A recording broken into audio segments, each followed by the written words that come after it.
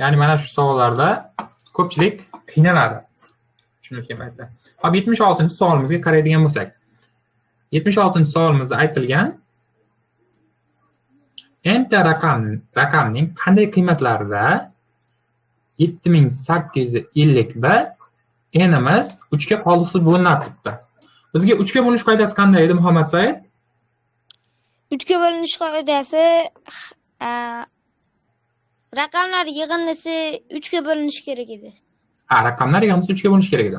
Hop, endi 3 ga bo'linish uchun 7 plus 8 plus 5 plus 1 plus n qilib yozib olaman. To'g'rimi? Raqamlar yig'indisini mana shunday hisoblaymiz. Hop, 7 ga 8 ni qo'shadigan bo'lsam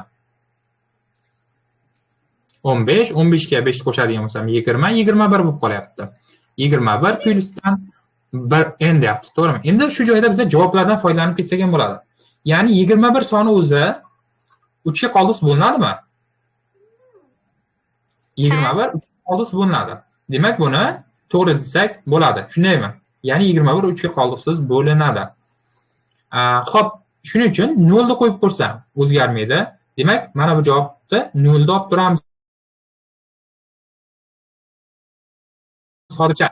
Hop, 21 ga qo'shsam necha qolyapti?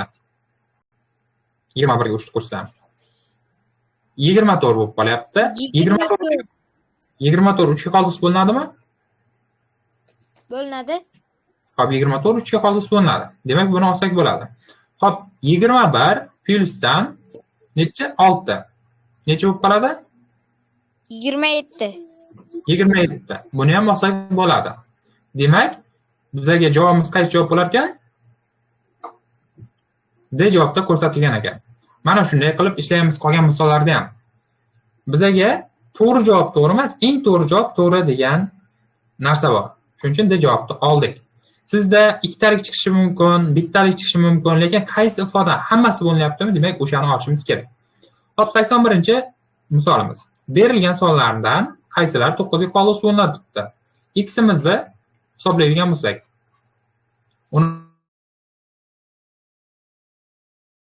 16382 degan ekan. 16382. Hop, buni birga qo'shadigan bo'lsam, necha bo'lyapti? 7, 11, 19, 21 bo'ldi. Tushundikmi? Ha. Hop, endi zeytimizni o'zingiz hisoblab bering. 42000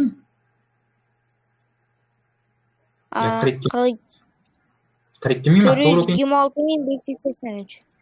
Ha, 426.583 ekan. Necha bo'ladi buni? 9 ga bo'linish uchun nima qilishim kerak? Raqamlarni qo'shib chiqish kerak. Qo'shib chiqadigan bo'lsam 6, 12, 17, 25, 28 bo'lyapti. 28 bo'linadimi? 28 bo'linmaydi. Hop, 21 ham bo'linmaydi, 28 ham bo'linmaydi. Hop, endi y-imizni oladigan bo'lsak, y-imizda necha debdi? 42900 deyilgan ekan. 42900. Buni qo'shib chiqadigan bo'lsak necha bo'lib qolyapti? 15. Ha, ya'ni 15 bo'lib qoldi. 15 9 ga qoldiqsiz bo'linadimi? Ha? 15 9 ga qoldiqsiz bo'linadimi? Yo'q. Demak, buni ola olmas ekanmiz. Hop, demak, qaysi bo'linar ekan? Hech qaysi bo'linmas ekan. Javobimiz C javobda ko'rsatilgan ekan. Hop, keyingi misolimizga o'tadigan bo'lsak, 81-misolimiz, 76-misolimiz. Keyingi misolimiz 83-misol.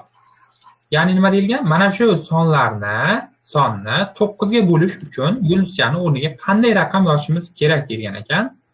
Hop, birinchi yozib olamiz.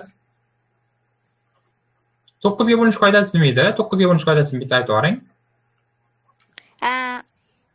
9 ga bo'linish qoidasi raqamlar yig'indisi 9 ga bo'linishi kerak. Ha, shunaqa. Endi raqamlar yig'indisini hisoblaymiz. 9 ga 5 qo'shadigan bo'lsam 14, 14 ga 1 qo'shadigan bo'lsam 15, 18, 23, 23, 23 ga 7 ni qo'shadigan bo'lsam 30, 39 bo'lib qoldi. Ya'ni raqamlar yig'indisi ostida necha bo'lib qoldi? 39 bo'lib qoldi. 39 yulduzcha. Mana shu yulduzchani o'rniga mana shu sonlardan qo'shim kerak ekan. Xo'p, nechini qo'ysam bo'ladi? Birinchi mana bu 3 talik javobdan tekshirib ko'raman. 1 ni qo'yadigan bo'lsam, yulduzcha o'rniga necha bo'lib qoladi? 3 plyusdan 9 plyusdan 1. Nechiga teng bo'lib qoldi? Yo'q. Mana bu joyda adashmaylik. 39 ga 1 ni qo'shadigan bo'lsam, o'zi buni raqam hisoblab keldik-ku. 39 ga 1 ni qo'shsam 40 bo'ladi. Ha, 40 bo'linmaydi. Demak, avtomatik bu javob chiqib ketdi. Xo'p, endi A javobdan hisoblab kelamiz. 39 ga qo'shsam 5 ta necha bo'lib qoldi?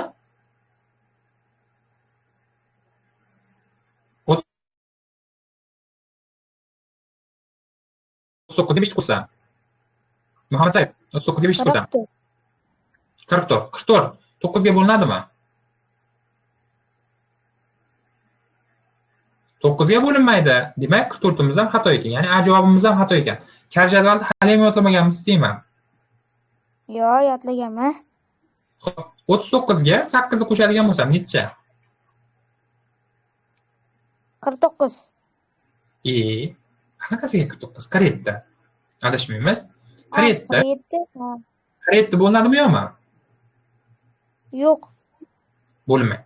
Demak, bizaga B javob ham chiqib ketdi. D javob qoldi, D javob qo'yib tekshirib ko'raman. 39 plyusdan 6. Necha bo'lib qolyapti? 35. 45 bo'lyapti. 45 bo'linadimi? Demak, 45 to'g'ri ekan. D javobimiz qaysi javob ekan? D javobda ko'rsatilgan ekan. Tushundikmi? Ha. Xo'p, keyingi savolga o'tadigan bo'lsak. Sonlardan qaysilari 11 ga qolg'is bo'lgan? Ya'ni 11 ga 13 foydasi qanday edi? Esingizda qolganicha ayting.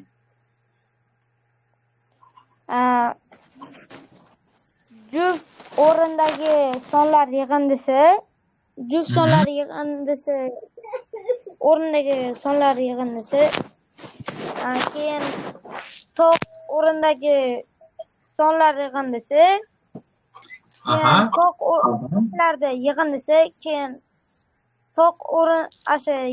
to'qlarda yig'indisidan juftlarda yig'indisini ayiramiz.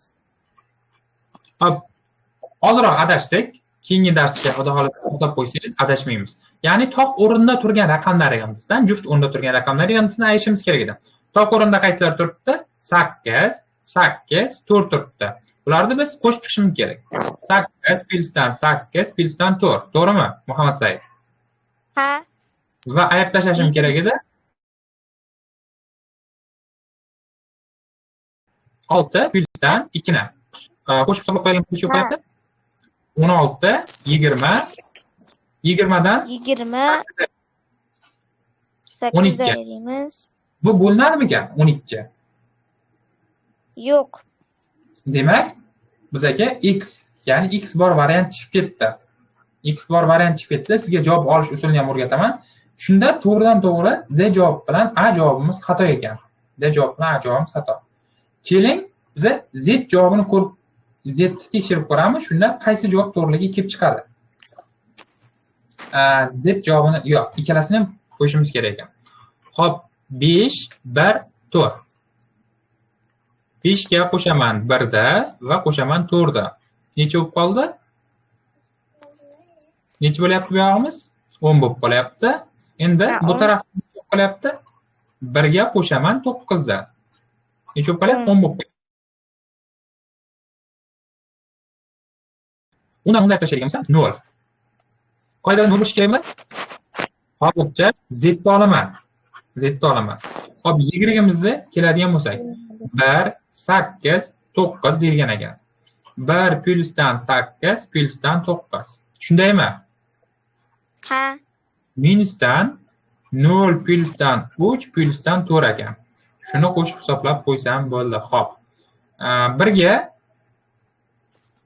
ga nimani qo'shaman? 8 ni qo'shsam 9, 18. 18 ni olib tashlayman 7 ni. 11 chiqyapti. Qoidaga tushdimi? Bu ham. Xo'p, o'sha javobimizga B javobda ko'rsatilgan ekan. To'g'ri javobimiz B javob bo'lar ekan. Xo'p, tushundingmi? Ha. Buni rasmga gruppaga tashlayman.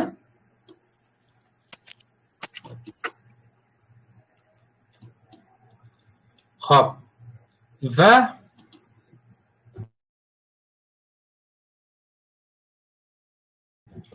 Davom etamiz.